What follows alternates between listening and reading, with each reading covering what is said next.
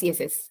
Words across words, a comparative lens on literature and translation. So we know that now it is no more the days of melting pot. We can say that it is almost like a salad bowl. So comparative literature can even be connected or even be compared with a salad bowl. So in salad bowl, how you come across a lot of things. There will be carrot will be there, cucumber will be there, tomato will be there. So a lot many things they together make a salad. So likewise, now comparative literature we can compare in the same way. Maybe one represents the literature produced in Bengal, one represents the literature produced in Orissa, one in Kerala, one in Karnataka, one in Punjab. So all this literature produced in various parts of India and in different languages, they come under the ambit of this. Maybe we can call under this area of comparative literature.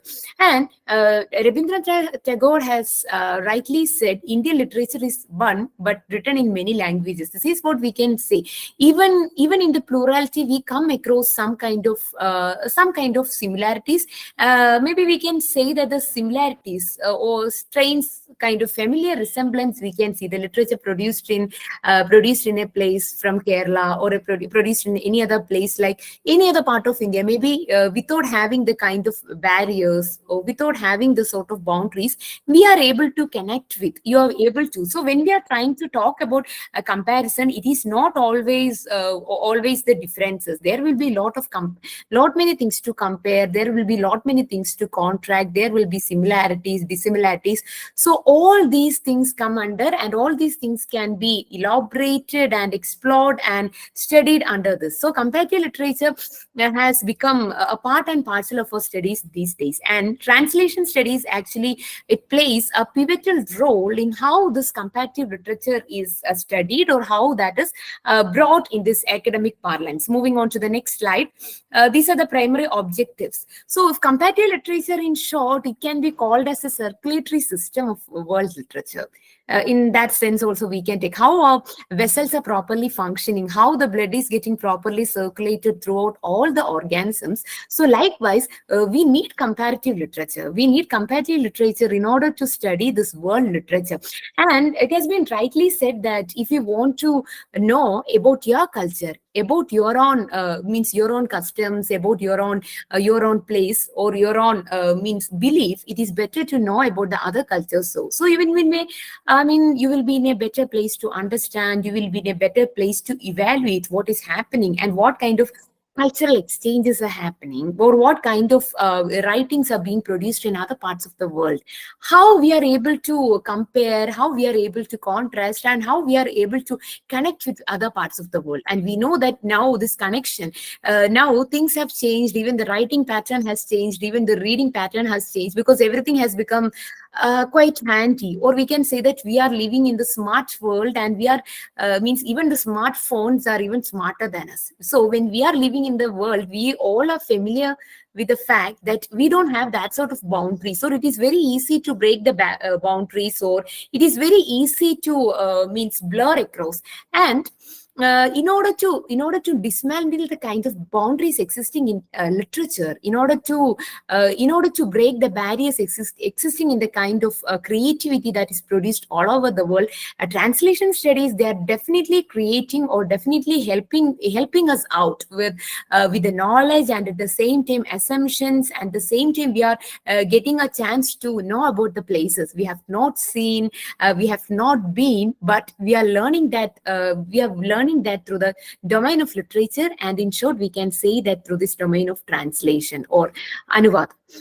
I hope many of you might be many of you might be familiar with Jhumpa Lahiri's work, or Jhumpa Lahiri's diasporic work, the famous one, The Namesake. In that you can see that pack the pillow and travel the whole world, you will never regret. That is there.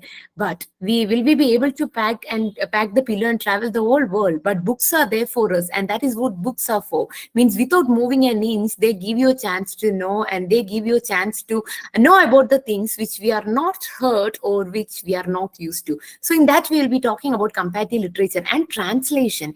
When you're saying about translation, of course, there are lot many things. There are lot many things, something special to a particular language, something special, that particular sort of flavor, the particular sort of nuances, and above all, the subtleties of language. So whenever you study something in translation, or whenever a work is translated from a source language to another target language, you can always come across a lot of things. That is why we come across the problems of equivalence, faithfulness, then the kind of untranslatability existing in language, whether we are able to gain something or whether we are losing something to this domain of translation. And analysis of new awakening in this era of Indian writing. So Indian writing has actually seen a significant a transition because of this domain of translation studies. So especially from the perspective, I can talk about from my from the basis of my research thesis. I have done my PhD on two writers, one which of course most of you might be familiar with, Munshi Premchand, Upanyas Samrat, and the other one is Malayalam writer Thagari Shivashankara Pillai. I hope at least some of you might be familiar with Thagari. So Thagari, as a writer, he belongs to the southernmost tip of Kerala, and he's only familiar with this language Malayalam, and he has written almost all the works in our language Malayalam. But his works are heard, his works are translated, and he's the Gyanpith winner who represented India, and his famous novel Chemmin, that later got adapted as Chemmin novel, that is considered to be the first South Indian movie to win the President's Award and President's Medal. So the point I want to convey here is that he has written only in language Malayalam, and his book or his famous story In the Floods is even studied in universities like JNU, Hyderabad, and all. And why that is possible, and how that people are able to learn, how this non-native speakers of Malayalam are able to learn and understand, it is only because of this domain of translation. So when I am trying to talk about these two writers whom I have included in my thesis, Munshi Premchand and Thagari Shivashankara Pillai, they represent entirely different cultures, they represent entirely different customs, and the most important thing is, if Munshi Premchand belonged to the latter half of the 19th century, and Thagari was born only 10 years before Munshi Premchand's death. That means one represented almost a 19th century, and the one represented almost a 20th century. So they have not seen, as I've already mentioned, they have not seen each other, they have not met each other, they have not corresponded with each other, and they have not even responded the same age. But you can see a lot of similarities, you can see a lot of a lot of differences, but lot of similarities in the way they have written, and they have projected the people of their own locale, whether it's the people from UP or whether it is the people from UP or whether it is the people from Kerala. And in all these works, we can see that the language in which they have written means Thagari's works have been translated into English, and Munshi Premchand's works have been translated into English. So when we bring these writers into a paradigm, or when we are trying to map these things, we can understand feelings and emotions are always there, and it is means feelings and emotions, they do not have a particular language, but the way which we communicate, the way which we translate those ideas, or the way that ideas are moving from one person to another, only that varies. And the how translation helps to map the categories, and they give us a chance to learn about the cultural environment, and it helps to broaden the vista to know the culture reflected in the writings. So a writer is concerned, he is a writer's work is concerned, maybe it is based on his personal experience, subjective experiences, or it is based on his preconceived notions, it might be of fantasy, it might be something of imagination. All these things will give way to his creative output. Whereas a translator is concerned, he has to know about the two cultures, he has to know about the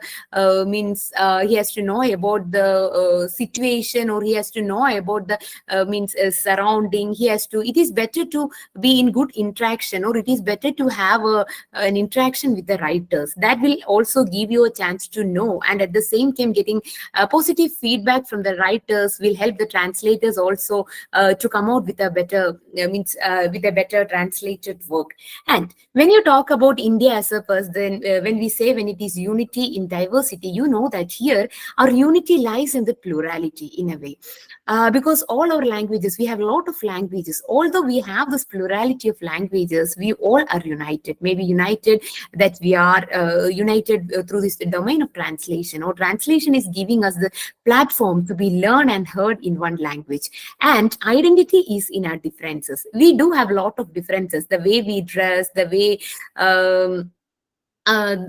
we dress, the way we eat, the way we mix, mingle, everything, there is difference. But in that difference, you can see a kind of identity. That is why we say that Hind desh ke nivasi sabhi jan ek hai, rang roop vesh bhasha chahe anek hai. Even if they are anek or even if they are different, you can see a kind of identity in that. That actually is possible. Or comparative literature, in a way, you can say that it is really contributing, or that is really helping you out. How means literature is no more, it is national. Our literature is becoming world literature, and translation is helping us out, or translation in fact acts as the bridge to connect with other places and even with other countries.